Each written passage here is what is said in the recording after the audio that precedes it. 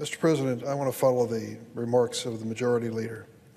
Last Saturday night, there was a Juneteenth celebration in Willowbrook, Illinois. There was music and people gathered in a parking lot of a strip mall, and they were having a generally good time. And then gunfire erupted. At the end of just a few minutes, one person was dead, 22 had been wounded. Saturday night. That wasn't the only gun violence in the region over that weekend. We estimate that at least 9 were killed and another 55 injured from gunfire. It's a common occurrence, sadly, across America. We felt it in Illinois. Some estimate that we've had over 50 mass shootings so far this month, and we're only at June 22nd. What is going on in America? Serious question.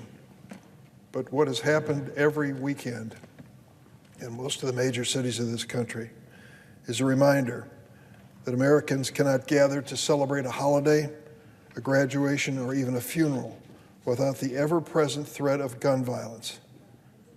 Mr. President, it goes without saying, but I'm going to repeat it. Gunfire is the #1 killer of America's children. Gunfire is the #1 killer of America's children. Many of my constituents beg me to do something. As chairman of the Senate Judiciary Committee, they say, can't you at least regulate the use of some of these guns so that they don't get in the hands of people who will misuse them? I tell them I want to do that, and I share their sentiments, but I don't have the votes to do it. You need 60 votes on the floor of this 100-member Senate to get anything of that nature passed, and it's hard to do. 1 in 5 Americans say they've lost a loved one to gun violence. 1 in 5. That is unthinkable in other countries around the world, and yet it's become the American way, sadly. Yet today we are facing an incredible effort by the Senate Republicans a little later this morning. They are trying to take a gun safety law off the books. It isn't something that was just done yesterday and is considered to be a rash move. It's a law that's been on the books for 90 years. 90 years. They want to overturn a restriction by the Alcohol, Tobacco, and Firearms Agency that prevents people from turning pistols into short-barreled rifles. This restriction is on devices known as stabilizing braces.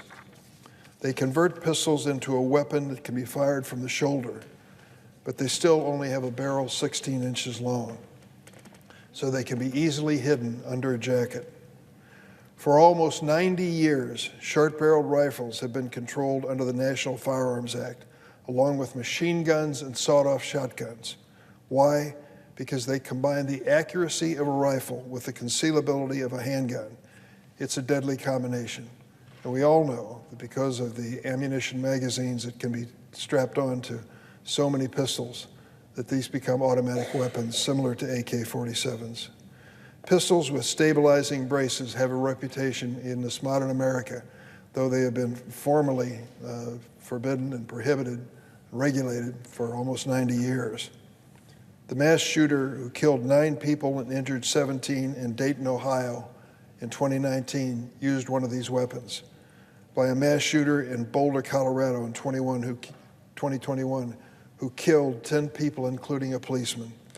And by another mass shooter, he killed 5 and injured 19 in 2022 in Colorado Springs.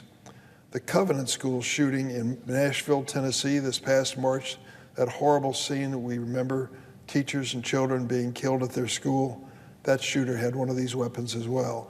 So a Republican senator is going to come to the floor today and say that we should reconsider a safety measure that's been on the books for almost 90 years to make it easier for people to buy virtually semi-automatic and automatic weapons that have been used in mass killings in America. What are we thinking? The 4th of July is just around the corner. I remember the last 4th of July. My wife and I were vacationing in Michigan when we heard the news. There had been a mass shooting in Highland Park, Illinois at the 4th of July parade. A gunman got on top of one of the downtown buildings when the crowd had gathered for this parade, and he used an AK-47 and fired 83 rounds in 60 seconds. firing randomly into a crowd, killing 7 innocent people who just came out for the 4th of July parade, and wounding almost 55 others. Think of that for a moment.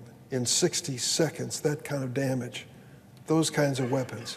And here we have, leaving for the 4th of July break this year, an effort by the Senate Republicans to authorize the use of weapons,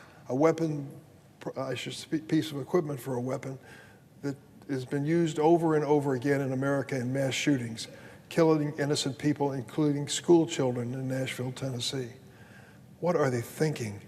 At a time when gun violence is the #1 killer of children, at a time when we read about it day in and day out, they want to make it easier to have a weapon equipped for easy use by one arm and not by two, that makes so many people vulnerable and kills them in such a rapid fashion.